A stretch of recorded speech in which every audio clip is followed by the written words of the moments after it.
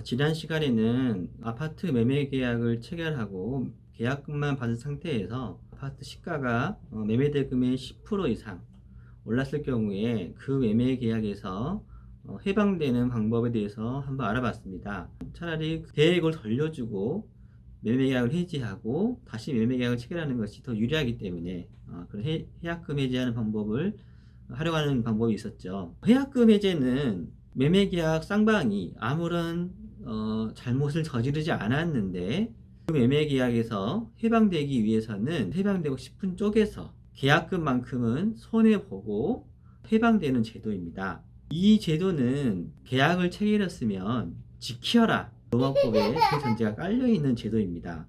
그러니까 해약금 해제는 계약금만 한 상태에서 만 가능하고 중도금을 받은 이후에는 해약금 해제는 불가능합니다. 그때 이후에는 매매계약 상대방이 이 매매계약이 이루어질 거라는 기대감이 생겼기 때문에 그때부터는 계약금만큼은 손해본다 하더라도 매매계약을 해지할 수 없다라는 사상이 깔려 있는 것이죠. 오늘은 채무불이행에 대한 해제에 대해서 알아보겠습니다. 채무불이행에 대한 해제는 상대방이 계약을 불이행했을 때 할 수 있는 제도이기 때문에 해약금 해제와 달리 계약금만 받은 상태에서만 할 수 있다라는 시간적 제약은 없습니다. 그러면 채무불이행에 대한 해제를 어떻게 행사할 수 있는지 그 절차를 알아보면 예를 들어서 계약금을 매매계약을 체결하고 계약금을 받은 상태에서 중도금을 지급할 날짜가 상대방이 되었는데 중도금을 지급하지 않은 경우에 그런 경우에는 상대방에게 중도금 지급 기일이 언제까지인데 아직까지 중도금을 지급하지 않고 있으니 언제까지 중도금을 지급해라라는 최고를 하셔야 됩니다. 최고한 상대방이 우리가 지정한 날짜까지 중도금을 지급하지 않으면 그때 비로소 해제권이라는 권리가 생기게 됩니다. 당신이 언제까지 중도금을 지급하라고 최고를 했는데 중도금을 지급하지 않았기 때문에 계약을 해지하겠다, 해제권을 행사하겠다는 의사표시를 다시 한번 하게 되면 그때 해제 효과가 발생하는 것입니다.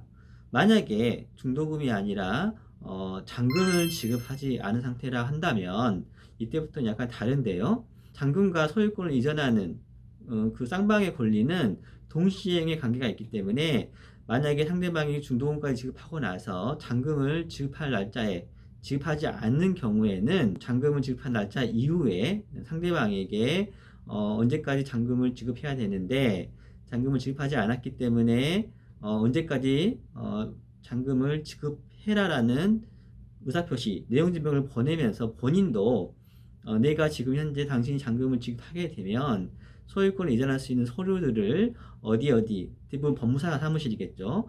거기에 보관하고 있으니 당신이 잔금을 지급하면 법무사가 그 서류를 가지고 당신에게 소유권을 이전할 수 있는 모든 서류를 줄 것이다. 그러니 그때까지 잔금을 가지고 소유권 이전 등기에 필요한 서류를 받아가라.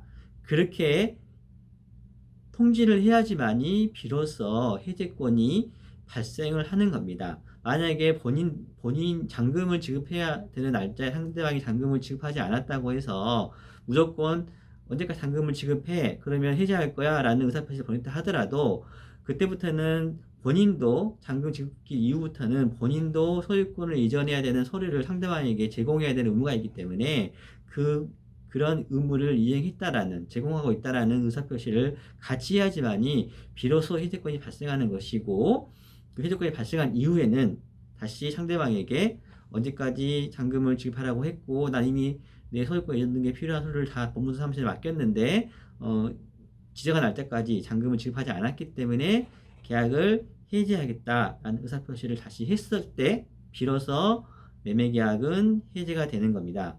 그런데 제가 상담을 받아보면 많은 분들이 이렇게 채무불이행에 대한 해제를 해서 한 경우에 상대방이 나한테 준 계약금은 무조건 몰취할 수 있다라고 생각하는 분들이 많아요. 물론 대부분의 매매계약에서는 그렇게 몰취를 할 수 있습니다. 왜냐하면은 대부분의 매매계약에서는 중개인들이 공인중개사들이 표준적으로 사용하는 아파트 매매계약서 양식을 가지고 매매계약을 체결하기 때문인데요. 매매계약서를 보시면 제6조를 보시면 매도인 또는 매수인이 본 계약상의 내용에 대하여 불이행이 있을 경우 그 상대방은 불이행한 자에 대하여 서면으로 체고하고 계약을 해지할 수 있다.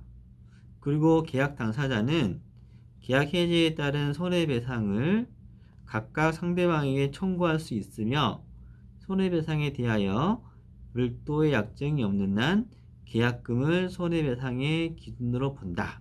이 문구가 모든 계약서에 있기 때문에 당연히 채무불이행에 의한 해제를 할 경우에는 상대방이 나에게 준 계약금은 손해배상으로 간주돼서 몰취하고 매매계약이 종결이 되는 겁니다.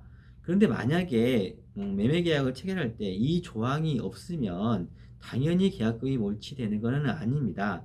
여기에 대한 판례가 있는데요. 잠깐 보시면 대법원 95-4693 판례를 보시면 유상계약을 체결함에 있어 계약금이 수수된 경우 계약금은 해약금의 성질을 가지고 있어서 이를 유약금으로 하기라는 특약이 없는 이상 계약이 당사자 일방의 기책 사유로 인하여 해지되었다 하더라도 상대방은 계약 불이행으로 입은 실제 손해만을 배상받을 수 있을 뿐 계약금이 유약금으로서 상대방에게 당연히 지속되는 것은 아니다. 네.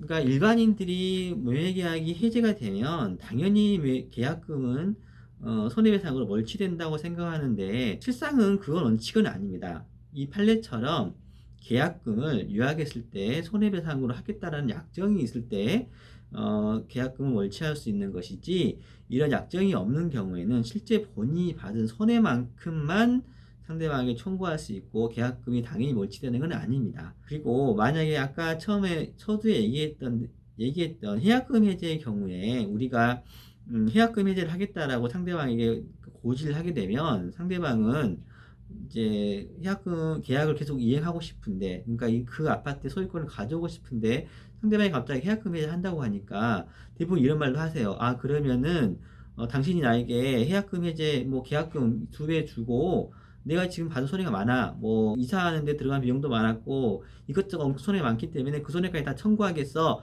라고 얘기하시는 분들이 많아요. 받은 계약금의 배액을 상환하면서 해약금 해제를 하게 되면 나머지 손해는 청구할 수가 없습니다. 왜냐하면 해약금 해제를 하면서 계약금이 몰취됐다는 것은 그 자체로 상대방의 손해를 배상했다라는 전제가 깔려있기 때문에 계약금 배액을 상환하고 다시 다른 손해까지 배상해야 되는 것은 아닙니다.